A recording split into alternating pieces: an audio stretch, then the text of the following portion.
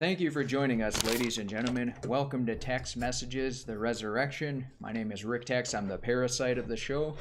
You, the ladies and gentlemen, home are the hosts of the show. So, now lately we've been doing some slight upgrades with the sound quality, and soon we'll be doing upgrades to the video quality as well. So we're just moving forward, trying to just build a quality show with worthwhile watching, viewership, attainability, and material that's educational and informational, helpful, entertaining, healthy, all that good fun stuff. But to do that, we need to make sure all of our ducks are in order. Now, when we first started, we were just basically talking into a microphone. I first thought, oh, this is going to be so cool. It's going to be rough around the edges, amateurish. It's going to look like it was filmed in some guy's basement. It's going to be cool. It's going to be rough. It's rugged and raw. But the fact is, very difficult to listen to. Your ears were bleeding. It was, the video quality was okay, but I can't really understand why anyone would just want to watch somebody stand and talk. Essentially, we just are looking for the sound quality. Most of the reason why I stand here and talk is because then I'm able to take it more seriously. If I was just sitting down in front of a computer with the Blue Yeti microphone here hooked up into the USB through OBS Studio, probably won't really take it that serious. There's too many other distractions then. But I'm here, standing up. See, there's something about standing up that it makes you focused. It keeps you focused on the task at hand, the objectives in sight. Whereas we're sitting in front of a computer and we're looking at the computer screen and we're getting hit with all these light rays and our brain is trying to interpret them, what they mean. It makes it a lot more difficult to focus on the content that we need to illustrate and to narrate to you at home. Now, sometime in the very near future, maybe not the very near future, but sometimes in the future, we probably will begin to occasionally live stream, whether it's through Twitch or Facebook Live or whatever the case may be. So that is something we're looking at. But first, we got to get our quality to where we need it. We don't want to just put out junk and hope for the best. That was probably one of the fallacious errors I made with the first text messages episode. I just went ahead and I dumped it out.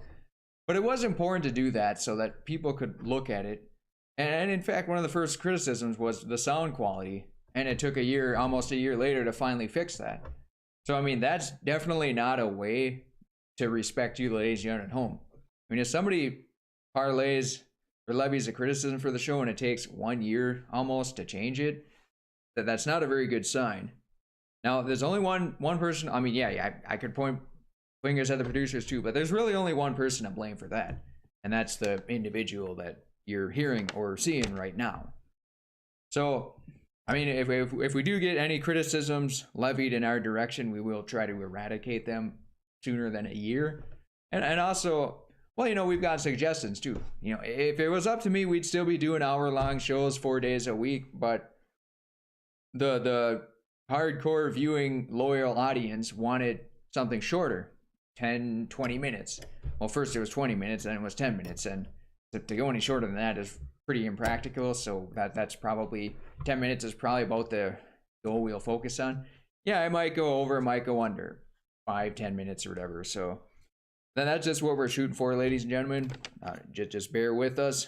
We'll get there eventually. So what we wanted to talk about today is the spleen. The spleen is right above the stomach on the upper left part of the abdomen behind the rib cage. Now basically what it is, it's a fish shaped, it's purple, and it's about 4 inches long. It holds about a cup of blood, and it acts as a blood filter. So it takes your red blood cells, it recycles them, it gets rid of the old garbage ones, and then it sends them back in to the circulatory system. It also stores the white blood cells and the platelets. And some people are born with, about 10% of people are born with an extra spleen that actually doesn't do anything. Doctors still haven't quite figured out why it's there. Now that doesn't mean just go ahead and remove it for no reason whatsoever. It could serve a very functional purpose. Just as scientists and medical professionals, the research is not there to understand what it does exactly. And some of the conditions of the spleen, an enlarged spleen, which can be caused by viral mononucleosis, liver disease, along with blood cancers, lymphoma, leukemia. So your spleen is just mounting defenses to tackle the problem. Now, that's basically what it's doing. See, the spleen is the symptom of a bigger problem. You know, it's not the problem. So then there's a ruptured spleen. See, a ruptured spleen would be the problem. That usually happens from physical contact, like if somebody, you know, if you get knifed in the spleen or somebody hits you with a football helmet, and then it can be very serious too. It could cause life-threatening internal bleeding, because once you start bleeding in random places where blood is not supposed to be, it can, you know, ferment and get into areas and clog things up and create infections and gangrene, inflammation. Pretty much just a cavalcade of bad things could occur. Then there's thrombocytopenia, which is low platelet count from an enlarged, because the enlarged spleen stores the extra platelets, and then it doesn't circulate them for whatever the reason. You know, if it's a poor communication, or if it's just gets lazy, whatever the case may be. So those are some of the ailments involving the spleen. Some are because of the spleen, some of the spleen is symptomatic of a bigger problem. Now, so the spleen essentially synthesizes the antivitamins which remove a lot of the bacteria, and it removes the bacteria-coated antibodies. So the lymphatic system, the white blood cells, the T cells, B cells, the antibodies, whatever you want to call them, they coat these antigens, which are the bacteria, the pathogens, the viruses. And then when they get to the spleen can eradicate them, you know, push them out into the urine or the fecal matter. And then the spleen can deflate. The spleen also deflates to about 40% during heavy exercise, because you're pushing a lot of blood through your body when you're doing heavy compound lifting or biking, swimming, jogging, anything long distance, and your heart rate is up into above the 140s or in the 200s. And if you also inhale hypoxic gas, then it can also deflate, which isn't really that important, but I suppose it was worth pointing out. So the absence of spleen, if you get your spleen removed, it greatly increases the risk for infection. Other parts of your body got to take up that role: the liver, the kidneys, lymph nodes, and it just not a good scenario. So the spleen is the largest organ of the lymphatic system. It works in conjunction with the tonsils, the thymus gland, and then the adenoids. So just to recap, the lymphatic system is a part of the circulatory system. It is a vital part of the immune system.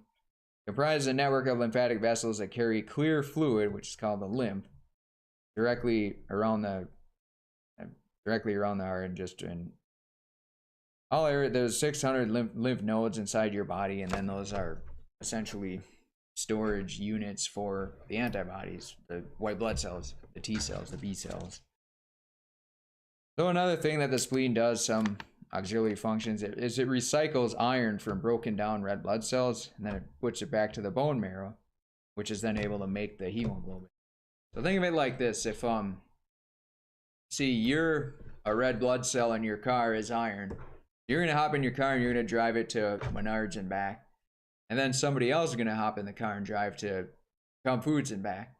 So the car is basically iron, your driveway is the spleen. That's basically what it's doing to the iron, to extract it out of your blood circulation. So about 1/4 of the white blood cells in your body are stored in the spleen, and that's basically the spleen in a nutshell. Now, sometimes you may notice, if you ever go on long jogs or runs, you'll have. That's why it's important to know where organs are in your body, because if you have a pain in the upper left part of your abdomen here, you'll know that it's essentially your spleen just trying to squeeze out as much blood as it possibly can. But if you got a pain in the right side of your body, it may be something like maybe some kidneys or appendix, or some stomach blockage or intestinal blockage. Well, probably not a stomach blockage, but intestinal blockage. Well, that's why it's just a good idea to know where organs are located. Then you're able to communicate with them, because your body in the unconscious level can communicate with itself. So if you can communicate with it through your conscious level, then you can help to work with it a little bit better. And we were bestowed with the ability to learn a lot of things about ourselves. Now, we're going to know everything on a microscopic scale? Probably not ever, unfortunately, but we will know enough to at least take the necessary steps to maintain good health.